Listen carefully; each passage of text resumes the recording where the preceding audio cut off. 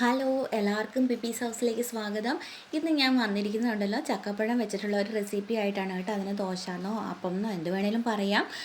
ഇത് ഞാനൊരു ട്രയൽ നടത്തിയതാണ്. അപ്പോൾ നിങ്ങൾ തമ്മനെയിലിൽ ശ്രദ്ധിച്ച് കാണുമായിരിക്കും. താല്പര്യമുള്ളവർ മാത്രം ഉണ്ടാക്കി നോക്കുക. അതാണ് എനിക്ക് പറയാനുള്ളത്. താല്പര്യമുള്ളവർ മാത്രം ഉണ്ടാക്കി നോക്കിയാൽ മതി. കാരണം ഉണ്ടല്ലോ, ഇത് ഉണ്ടാക്കിക്കൊണ്ടിരിക്കുമ്പോൾ നമുക്ക് തോന്നും, അയ്യോ ഇത് എന്തിനാണ് ഉണ്ടാക്കാൻ പോയി, ഇത് അപ്പടി കുഴഞ്ഞിരിക്കുവാണല്ലോ, ഇത് ഇങ്ങനെ ശരിയാവണില്ലല്ലോ എന്നൊക്കെ നമുക്ക് തോന്നും കേട്ടോ.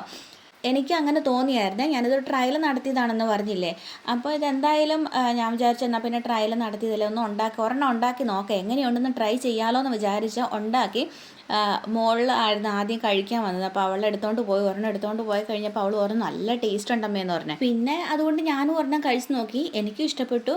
അങ്ങനെ ഇഷ്ടപ്പെട്ടത് കൊണ്ട് മാത്രം ഞാൻ ഈ വീഡിയോ ഇടുന്നത് കേട്ടോ. അപ്പം ഇത് കഴിച്ചു കഴിഞ്ഞപ്പോൾ എൻ്റെ മോള് പറഞ്ഞ അമ്മയുടെ വീഡിയോ ഒന്ന് ഡിലീറ്റ് ചെയ്യുമൊന്നും വേണ്ട, ഡിലീറ്റ് ചെയ്ത് കളയാമെന്ന് വിചാരിച്ചിരുന്നതായിരുന്നു ഞാൻ. അപ്പോൾ വീഡിയോ ഡിലീറ്റ് ചെയ്ത് കളയുമൊന്നും വേണ്ട, ഇതെന്തായാലും കിട്ടോ, നല്ല രുചിയുണ്ട്, താല്പര്യമുള്ളവർക്കൊക്കെ ഉണ്ടാക്കി നോക്കാമല്ലോ എന്ന്, അതുകൊണ്ടാണ് ഇടുന്നത് കേട്ടോ. അപ്പോൾ ഇതുണ്ടാക്കാൻ വേണ്ടിയിട്ട് ഞാൻ കുറച്ച് കൂടെ ചക്കപ്പഴം എടുത്തിട്ടുണ്ട്. കൂടെ ചക്കപ്പഴം തന്നെ വേണമെന്നൊന്നുമില്ല കേട്ടോ, വരക്ക് ചക്കപ്പഴമുള്ളവർ അതായാലും മതി എടുക്കുന്നത്. അപ്പം എന്നിട്ട് അതിനെ മിക്സഡ് ജാറിലേക്ക് ഇട്ടിട്ട് വേറെ ഒന്നും ഇടണ്ട, ചുമ്മാ ഒന്ന് അരച്ചെടുക്കുക. അരച്ചെടുത്തതിന് ശേഷം ഞാനിതിലേക്ക് 2 ടേബിൾ സ്പൂൺ പഞ്ചസാര ചേർത്ത് കൊടുക്കുന്നുണ്ട്. കൂടുതൽ മധുരം വേണമെന്നുള്ളവർക്ക് ചേർത്ത് കൊടുക്കാം, പക്ഷേ അധികം മധുരത്തിൻ്റെ ആവശ്യമില്ല കേട്ടോ. കാരണം ഇതിനകത്ത് ചക്കപ്പഴത്തിൻ്റെ ആ ഒരു ടേസ്റ്റാണ് മുന്നിൽ നിൽക്കുന്നത്. അപ്പോൾ കൂടുതൽ മധുരം ഉണ്ടായിട്ടുണ്ടെങ്കിൽ ഈ ചക്കപ്പഴത്തിൻ്റെ ആ ഒരു ടേസ്റ്റ് അങ്ങ് പോകും.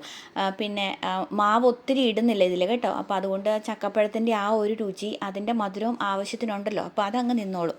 എന്നിട്ട് ഞാനിതിലേക്ക് ചേർത്ത് കൊടുത്തുകൊണ്ടിരിക്കുന്നത് ഗോതമ്പ് പൊടിയാണ് കേട്ടോ. ഞാനൊരു 7 ടേബിൾ സ്പൂൺ ഗോതമ്പ് പൊടിയാണ് ചേർത്ത് കൊടുത്തിരിക്കുന്നത്. അത് ആ ടേബിൾ സ്പൂൺ നിറച്ച് എടുത്തിട്ടുണ്ട് കേട്ടോ. പിന്നെ എന്നിട്ട് കുറേശ്ശെയായിട്ട് വെള്ളം ഇതിലേക്ക് ഒഴിച്ച് കൊടുത്തിട്ട് ഇളക്കാം. നമുക്കിത് അരച്ചെടുക്കണം. അപ്പോൾ അതിനനുസരിച്ച് നമുക്ക് മനസ്സിലാവുമല്ലോ, ഒന്ന് സ്പൂണും കൊണ്ട് ഇളക്കി കൊടുത്ത് കഴിയുമ്പോഴേ. അപ്പം നമുക്ക് അരച്ചെടുക്കാൻ ഒരു പാകത്തിനായി കഴിയുമ്പം നമുക്ക് ഇതൊന്ന് ഇളക്കി കൊടുത്തിട്ടേ ഒന്നുകൂടി ഒന്ന് അരച്ചെടുക്കാം. പിന്നെ മാവിൻ്റെ അളവ് ഞാനങ്ങനെ കാൽക്കുലേറ്റ് ചെയ്ത് എടുക്കുകയൊന്നുമല്ല ചെയ്തത് കേട്ടോ. ഏകദേശം ഈ ചക്കപ്പഴം എന്തുമാത്രം ഉണ്ടോ ഏകദേശം അതേ അളവിൽ തന്നെ, അതേ സെയിം, അത് അങ്ങനെ അളന്നൊന്നുമല്ല എടുത്തിരിക്കുന്നത്, എന്നാലും ഏകദേശം അത്രയൊക്കെ ആയിട്ട് മാവ് ഇട്ട് കൊടുത്തിരിക്കുന്നത്. എന്നിട്ട് അതിനെ നല്ല സ്മൂത്തായിട്ട് അരച്ച് കൊണ്ടുവന്നിട്ടുണ്ട്. അതിനായിട്ട് ഒരു ബൗളിലേക്ക് മാറ്റാം. ഇത് കാണുമ്പോൾ തന്നെ വിചാരിക്കുന്നുണ്ടാകും അല്ലേ, ഒരു തരം പഞ്ഞി പോലത്തെ അത്രയ്ക്ക് ഭയങ്കര സോഫ്റ്റ് ആയിട്ടുള്ള മാവാണ്. വെച്ച് കഴിഞ്ഞാൽ ചക്കപ്പഴമല്ലേ ഇതിൽ കൂടുതലുള്ള, അതുകൊണ്ട് ഇതെങ്ങനെയാണ് ഇത് വെച്ചിട്ട് അപ്പം ഉണ്ടാക്കണേന്ന് വിചാരിക്കുന്നുണ്ടാകുമല്ലേ. ഞാൻ കാണിച്ചു തരാം. ഞാനൊരു നോൺ സ്റ്റിക്കിൻ്റെ പാൻ ചൂടാകാനായിട്ട് വെച്ചിട്ടുണ്ടായിരുന്നു. അത് ചൂടായ ശേഷം ഒരു തവി മാവ് കോരി ഒഴിച്ചിട്ട് നല്ലതുപോലെ പരത്തി കൊടുക്കുകയാണ് കേട്ടോ. ഇത് പരത്തി കൊടുക്കുമ്പോഴും ചക്കപ്പഴം കൂടുതലുള്ളത് കൊണ്ട് ഇത് വിട്ടൊക്കെ പോരുന്നുണ്ട് കേട്ടോ. അതുകൊണ്ട് സൂക്ഷിച്ച് വേണം പരത്താനായിട്ട്.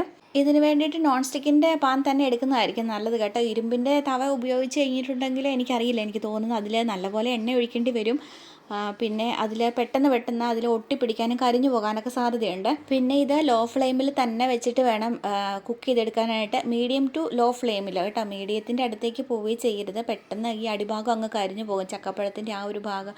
പിന്നെ ഉള്ളിലുള്ള ഭാഗം എന്തായാലും അപ്പം ഉണ്ടാക്കി കഴിയുമ്പോഴും ഒരു ഭയങ്കര മയത്തിലേ ഇരിക്കുകയുള്ളൂ. അപ്പം ശരിക്കും ഒന്ന് വെന്ത് മറിച്ചിടാനൊക്കെ കിട്ടണമെന്നുണ്ടെങ്കിൽ ലോ ഫ്ലെയിമിൽ തന്നെ വെച്ചിട്ട് കുക്ക് ചെയ്തെടുക്കണം. എന്നിട്ട് ഒരു സൈഡ് മൊരിഞ്ഞ് കഴിയുമ്പം ഒന്ന് മറിച്ചിട്ട് കൊടുക്കണം. അതും ലോ ഫ്ലെയിമിൽ തന്നെ ഇട്ടിട്ട് കുറച്ച് സമയം എടുക്കുക കേട്ടോ, ഇതിങ്ങനെ ആയി വരാൻ വേണ്ടിയിട്ട്.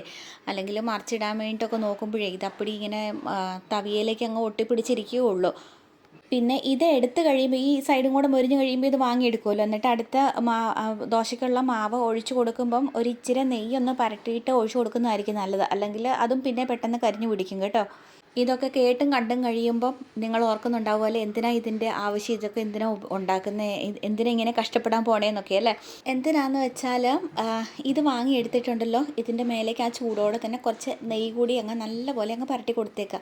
എന്നിട്ട് നെയ്യ് പരട്ടി കഴിയുമ്പോൾ ആ ചൂടോടെ തന്നെ കഴിച്ചു കഴിഞ്ഞാലുണ്ടല്ലോ ഒരു വെറൈറ്റി ടേസ്റ്റാണ് കേട്ടോ. നമ്മൾ ചക്കപ്പഴം വെച്ചിട്ട് അട ഉണ്ടാക്കും, വേറെ അങ്ങനെ ബോണ്ട പോലെയൊക്കെ ഉണ്ടാക്കും. പക്ഷേ ഇത് അങ്ങനെ ആരും ട്രൈ ചെയ്യാറില്ല. അപ്പം അതിലൊക്കെ കൂടുതൽ മാവുണ്ടാവുമല്ലോ. അപ്പോൾ ഇതിനകത്ത് അധികം മാവൊന്നും ഇല്ലാതെ ചക്കപ്പഴത്തിൻ്റെ ടേസ്റ്റ് അങ്ങ് മുന്നിൽ നിൽക്കുന്നത് കൊണ്ട് ഒരു പ്രത്യേക രുചിയാണ് കേട്ടോ. അതായത് ചക്കപ്പഴം വെച്ചിട്ട് ഒരു വെറൈറ്റി സ്നാക്ക് എന്ന് വേണമെങ്കിൽ പറയാം.